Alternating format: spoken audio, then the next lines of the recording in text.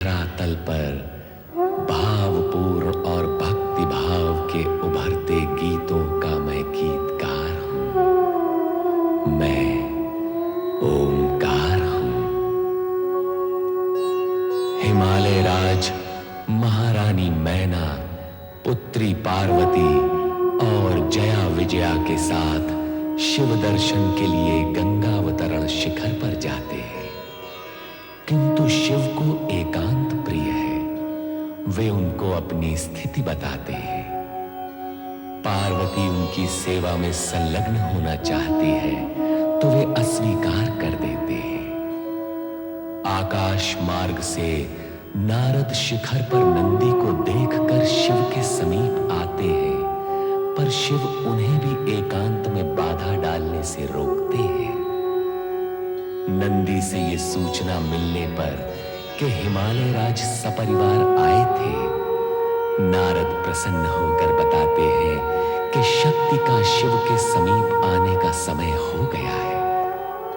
पर पार्वती दुखी है क्योंकि शिव ने उसकी प्रार्थना स्वीकार नहीं की। जया विजया उसे आश्वासन देती है कि इतने पर भी भोलेनाथ ही उसके भावी पति होंगे। उधर तारकासुर के असुरों से पीड़ित इंद्र और देवगण रक्षा का उपाय सोचते हैं। उसी समय राक्षस वहां आकर कुछ देवगण को बंदी बना लेते हैं। शेष भाग जाते हैं। महाबली तारकासुर की जय! महाबली तारकासुर की जय! महाबली तारकासुर की जय! कौन है ये लोग? क्या यही रंग में भंग कर रहे थे? ये रंग में भंग नहीं, अंग भंग करने की योजना बना रहे थे महाबली। अंग भंग? मदिरापान हम कर रहे हैं और मादकता तुम पर कैसे सवार हो गई? ये अंग भंग क्या होता है? ये देवता है, आपके विरुद्ध षड्यंत्र कर रहे थे। चुप! मैं जानता हूं कि ये देवता हैं और मैं ये भी जानता हूं कि ये मेरे विरुद्ध षड्यंत्र करते रहते हैं, किंतु ये अंग भंग क्या हुआ? राग रंग हो सकता है, रंगा रंग हो सकता है और रंग में भंग भी हो सकता है, किंतु ये अंग भंग क्या होता है? अंग भंग का अर्थ होता है अंग को भंग करना। ए मूर्ख, तू हमको भी अपनी तरह मूर्ख समझता है? अरे दुष्ट, सभा भंग होती है, निद्रा भंग होती है, शांति भंग होती है, नियम भी भंग हो जाते हैं, पर ये अंग भंग कैसे हो सकते हैं? दैत्यराज, यदि अंग को कड़क से काट दिया जाए तो वो भंग हो जाता है। ओह, तो ऐसा अंग भंग करने की योजना बना रहे थे ये देवता। पर किसका अंग भंग करने की?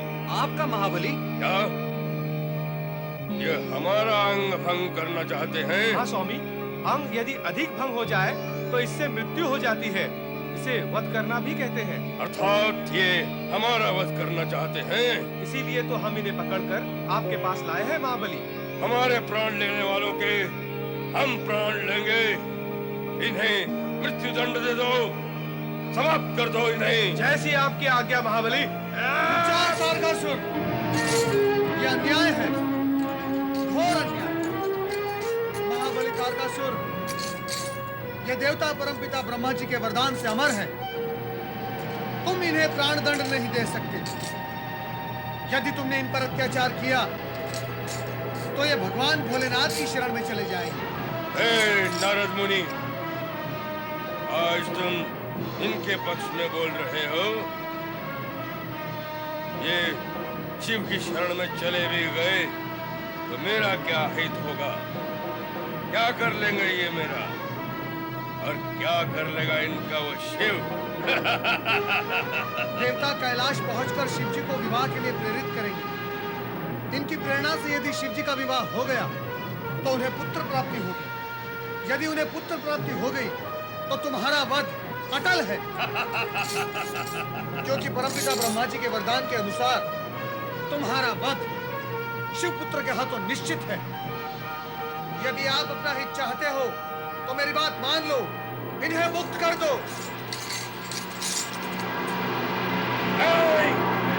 ये सब तुम्हारी रची हुई लीला है। मैं तुम्हें दंडित किए बिना नहीं छोड़ूंगा नारद।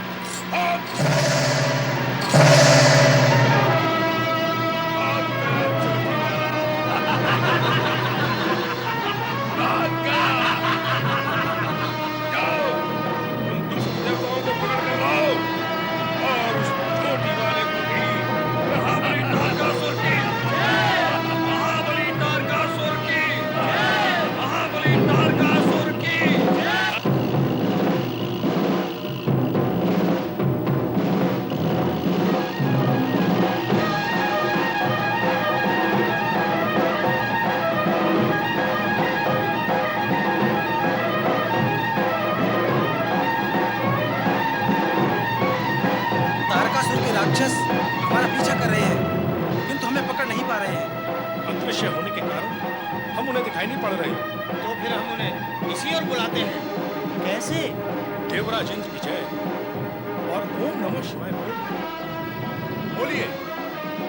देवराज इंद्र की जय, देवराज इंद्र की जय, देवराज इंद्र की जय।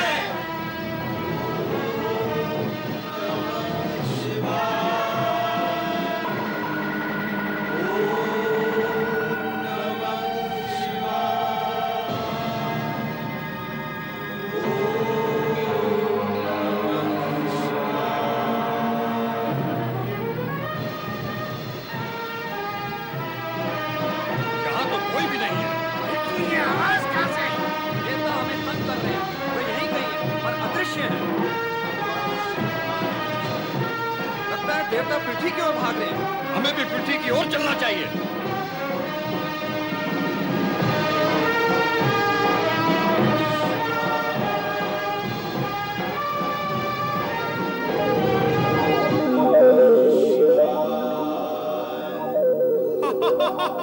गए पृथ्वी पर राक्षस लोग।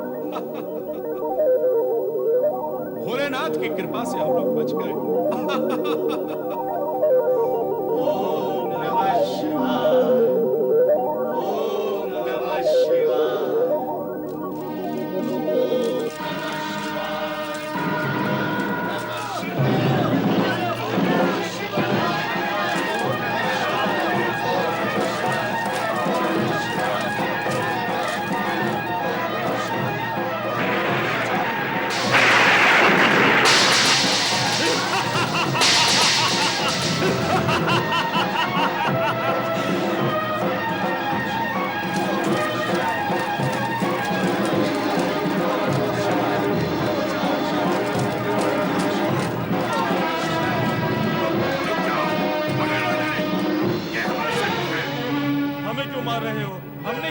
राक्षस भाई हमें जानो, हमें पहचानो।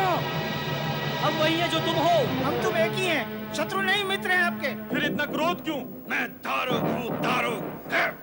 ये क्षेत्र मेरे राज्य में आता है। दारुक भैया की जय, दारुक भैया की जय। मेरे राज्य में जो मेरा आदेश नहीं मानता उसे मैं जीवित नहीं छोड़ता हूँ। आपका कौन सा आदेश नहीं माना दारुक भैया? मैंने तुम लोगों को रुकने के लिए कहा, परंतु तुम नहीं रुके, इसलिए मुझे क्रोध आ गया, क्रोध। दारुक भैया, दारुक भैया, उन देवताओं के पीछे भागते हुए हमने तुम्हें देखा ही नहीं। भूल हो गई, क्षमा कर दीजिए। ठीक है, तुम कहते हो तो क्षमा कर देता हूँ, नहीं तो नहीं करता। परंतु तुम लोग कौन हो, यहाँ क्या कर रहे हो? हम स्वर्गाधिपति महाबली तारकासुर के सैनिक हैं। तारकासुर? हाँ, जिनका स्वर्ग पे राज है और जिन्होंने इंद्र को पराजित करके वहाँ राज स्थापित किया है। अरे तुम उस तारकासुर की बात कर रहे हो? हाँ, तुम पहचानते हो उन्हें? हाँ, मैं उसे बहुत अच्छी तरह से पहचानता हूँ। बचपन में तू कबड्डी खेलते थे हम। अरे वो तो मेरा शिष्य है। तो फिर तुम हमारे दादा गुरु हुए। अवश्य, हम तुम्हारे दादा गुरु हैं।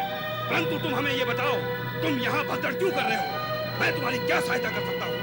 उन देवताओं को पकड़ने के लिए हम उनके पीछे भाग रहे थे। देवता, इन देवताओं ने सदा राक्षस जाति को तंग किया है, परंतु मैंने उन्हें यहाँ भागते हुए नहीं देखा। वो दिखाई नहीं देते। अदृश्य होने की शक्ति होती है उन देवताओं में। बड़े दुष्ट और नीच होते हैं ये देवता। माया जाल फैलाकर हमें कष्ट पहुंचाते हैं। यदि मैंने उन्हें देख लिया होता तो दबोच लेता मैं उन्हें। वो तो तुम अब भी कर सकते हो दारुक दादा। हाँ, वो मैं अब भी कर सकता हूँ, परंतु मैं जानना चाहता हूँ तुम उनके पीछे क्यों पड़े हो? क्या बिगाड़ा है उन्होंने तुम्हारा? हमारे स्वामी महाबली तारकासुर को तंग करते रहते हैं। कैसे तंग करते हैं? देवराज इंद्र की जय बोलकर। देवराज इंद्र की जय बोलकर? ओम नमः शिवाय भी बोलते हैं। ये क्या होता है? क्या बोला तुमने? फिर से कहो। ओम नमः शिवाय। ये क्या होता है? ये मंत्र है, भगवान शिव का मंत्र है। शिव? शिव क्या होता है? देवता है, बड़े देवता है, देवताओं के भी देवता है, इसीलिए उन्हें देवादी देव कहते हैं। मुझसे भिड़ाओ उस देवताओं के देव को। ओम बोलना भूल जाएगा वो। वे ओम नहीं बोलते, वे स्वयं ही ओम है। होगा, ये सब मिलकर तुमको और तारकासुर को तंग करते हैं। देख लूंगा मैं इन सबको। पर दारुक दादा, देवता तो अदृश्य हैं, तुम्हें दिखाई नहीं देंगे। इसलिए तुम्हें जब देवराज इंद्र की जय अथवा ओम नमः शिवाय सुनाई दे तो उनकी उपस्थिति का ज्ञान हो जाएगा। ध्वनि सुनकर उन्हें पकड़ लेना और हमें सौंप देना, फिर हम उन्हें समझ लेंगे। समझ गया। तुम लोग स्वर्ग में जाओ और तारकासुर से कहना कि दारुक ने तुम्हें शुभकामनाएं भेजी हैं। अवश्य। महाबली तारकासुर की जय। महाबली तारकासुर की जय। महाबली तारकासुर की जय। महाबली तारकासुर की। तारकासुर के अज्ञानी राक्षसों और दारुक को इस सत्य का तनिक भी ज्ञान नहीं था कि सर्वेश्वर भोलेनाथ ही इस जगत के नाथ और पालनहार हैं। ओमकार अर्थात मैं तो उनके अक्षर शरीर का प्रतीक ही हूं और पंचाक्षरी मंत्र ओम नमः शिवाय इस जगत का एकमात्र कल्याणकारी मंत्र है। सत्पुरुष जानते हैं कि देव दानव और मानव सभी के कल्याण हेतु व शुभ और मंगल कार्य को संपन्न करने का एकमात्र उपाय यह पंचाक्षरी मंत्र ओम नमः शिवाय ही है। अच्छा सुप्रिय, हमारी सबकी मंगल कामना है तुम्हारी ये जल यात्रा सुखद और सफल हो, तुम्हें व्यापार में लाभ मिले, भगवान शंकर तुम्हारी रक्षा करें। भगवान शिव की कृपा और आपके आशीर्वाद से सब ठीक ही होगा। अच्छा।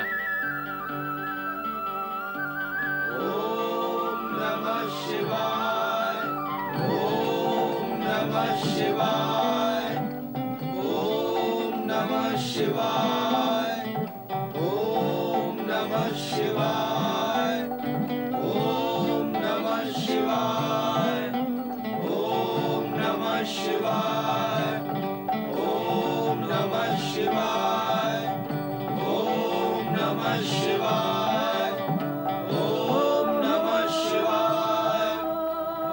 ओम नमः शिवाय। ओम नमः शिवाय। ओम नमः शिवाय। ओम नमः शिवाय। ओम नमः शिवाय। ओम नमः शिवाय। ओम नमः शिवाय।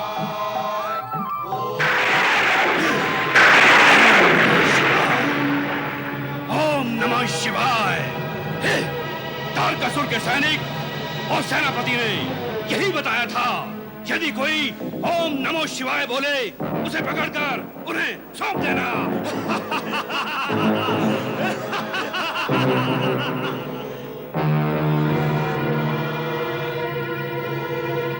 ये कैसी आवाज थी? ये बस किस राक्षस की आवाज है। मुझे भी ऐसे ही लगता है। मुझे लग रहा है। तुमने ऐसे ही सुना होगा। बैठिए बैठिए।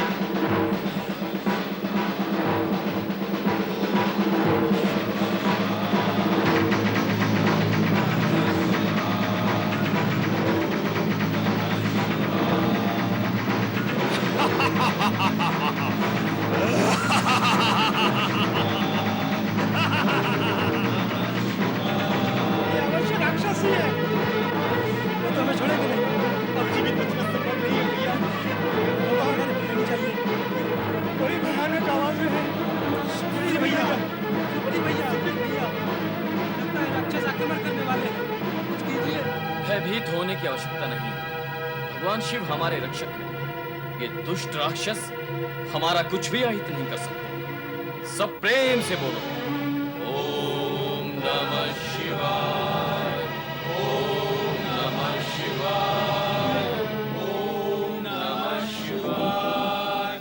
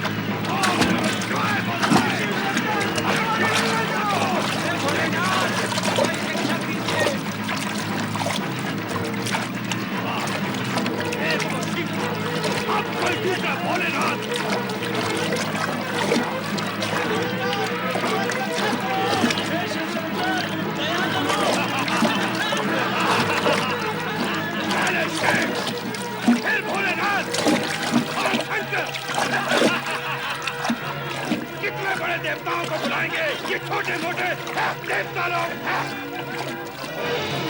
देखूंगा मैं सब देवताओं को। ले चलो इन देवताओं को गुफा की ओर। हमें इनको तारकासुर को सौंपना है। ले चलो चलो इन सबको। ले जाओ इन सबको। ले जाओ। ये हम कहाँ जा रहे हैं सुप्रिय भैया? हम तो व्यापार के लिए निकले थे। लगता नहीं कि हम जीवित बच पाएंगे। ये राक्षस हमें वन प्रदेश में क्या जीवित रखने के लिए ले जा रहे हैं? सुना नहीं था? बड़े राक्षस ने कहा था कि वो हमें तारकासुर को सौंपेगा। सबसे बड़ा दुख तो इस बात का है, हमने भगवान शिव की शरण ली और उनकी महिमा गाई, रक्षा के लिए उन्हें पुकारा, किंतु सब व्यर्थ गया। नहीं मित्र, नहीं। भगवान की भक्ति कभी व्यर्थ नहीं होती। हो रही है, हो गई।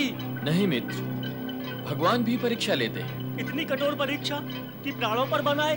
भगवान अपने भक्तों को कष्ट और कठोरता की अग्नि में दबाकर कुंदन बनाना चाहते हैं। अरे ये क्या खुसर खुसर कर रहे हो? बंद कर दो इन्हें गुफा में।